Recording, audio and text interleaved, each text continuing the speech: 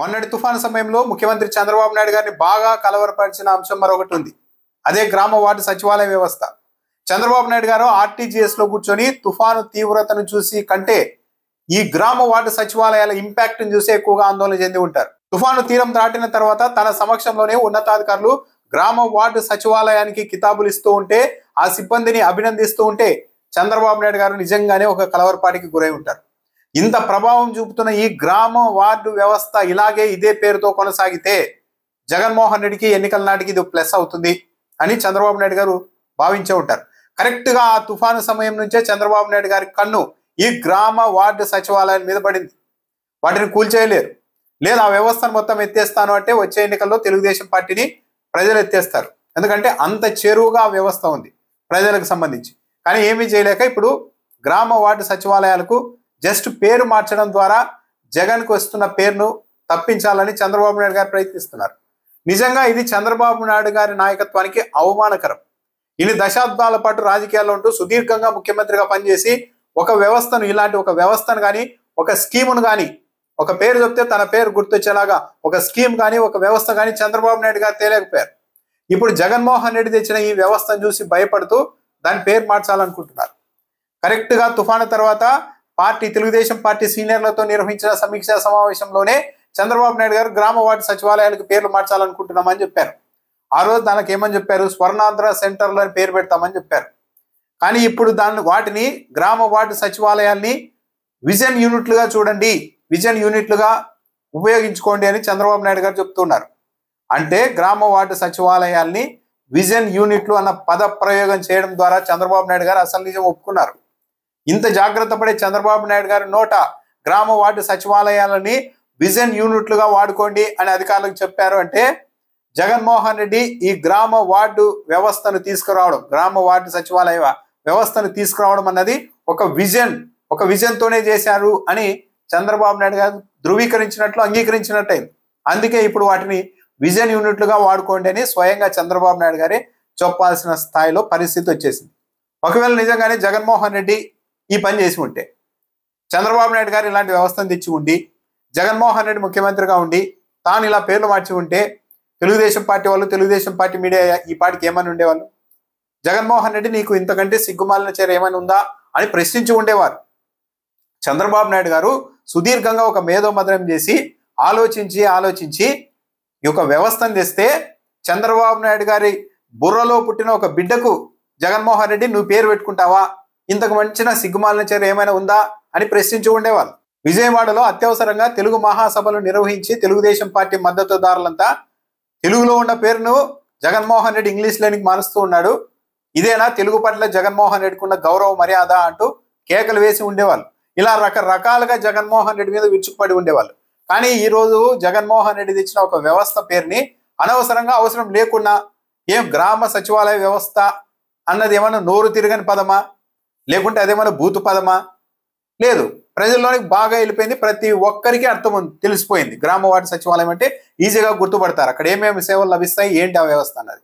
అలాంటి వ్యవస్థకు ఇప్పుడు పేరు తీసేసి అదేదో విజన్ యూనిట్లు, స్వర్ణాంధ్ర సెంటర్లు అని పేరు పెట్టాలి అనుకుంటున్నారంటే చంద్రబాబు నాయుడు గారు రాగద్వేషాలతో రగిలిపోతున్నారు. ఒక ప్రభుత్వం ఒక మంచి పని చేసి ఒక మంచి వ్యవస్థను తెస్తే దాని ద్వారా జగన్మోహన్ రెడ్డికి ఈ రోజుకి కూడా పేరు వస్తుంది. ఈ రోజు కూడా గ్రామ వార్డు సచివాలయ వ్యవస్థ అనేసరికి జగన్మోహన్ రెడ్డి గుర్తొస్తున్నారే అన్న ఒక ద్వేషంతో తప్పించి పేరు మార్చడానికి సహేతుకమైన కారణం ఏదైనా ఉందా? ఏమీ లేదు, పేరు మార్చేస్తాం అంటున్నారు. అదే జగన్మోహన్ రెడ్డి ఆమెలో ఈ పని చేసి ఉంటే ఈ పాటికి రకరకాల అభిప్రాయాల్ని ఆపాదించి ఉక్కిరిబిక్కిరి చేసి ఉండేవాళ్ళు మీడియా, తెలుగుదేశం పార్టీ వాళ్ళు అంతా. అసలు పేరు మార్చడానికి అవసరం ఏమొచ్చిందంటే మాత్రం సమాధానం చెప్పారు.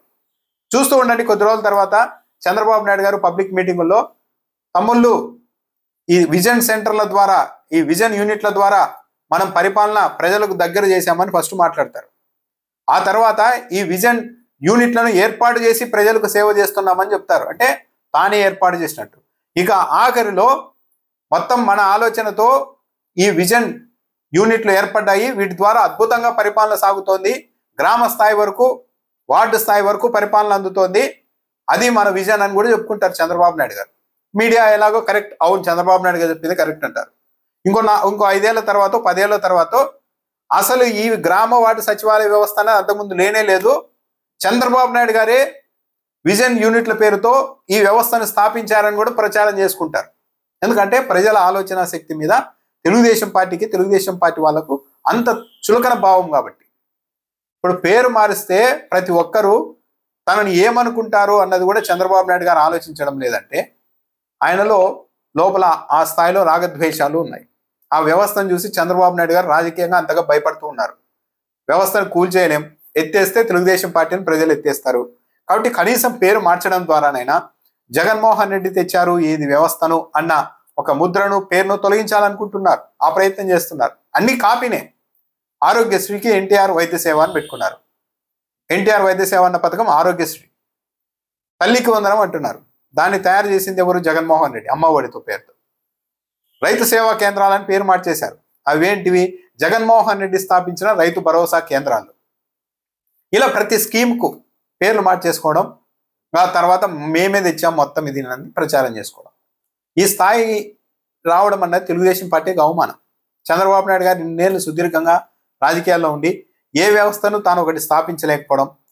పలానా రాజశేఖర రెడ్డి గారి పేరు చెప్తే ఆరోగ్యశ్రీ గుర్తుకొస్తుంది, ఫీజు రియంబర్స్మెంట్ గుర్తుకొస్తుంది. ఎన్టీఆర్ గారి పేరు చెప్తే ఇళ్ల పథకం గుర్తుకొస్తుంది, రూపాయి కిలో బియ్యం పథకం గుర్తుకొస్తుంది. కానీ చంద్రబాబు నాయుడు గారి పేరు చెప్తే గుర్తుకొచ్చే పథకమే లేదు.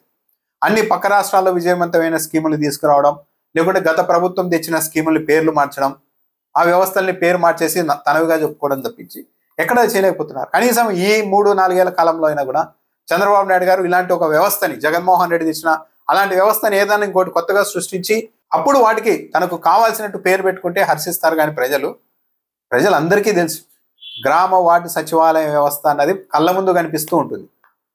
ఒక ఊర్లోని ప్రతి మనిషి రోజుకు ఒకసారైనా అలా వాటిని చూసే వెళ్తూ ఉంటారు.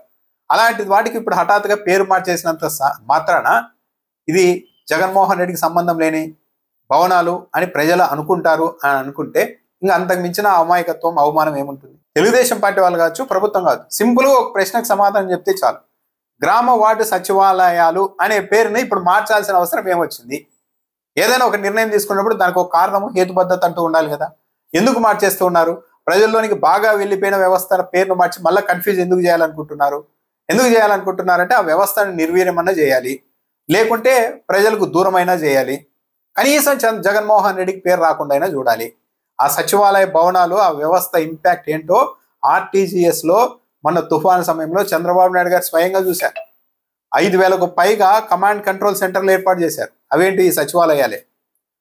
ఇవన్నీ చూసిన తర్వాత రాజకీయంగా జగన్మోహన్ రెడ్డికి ఈ ఒక పెద్ద అసెట్ అవుతాయి.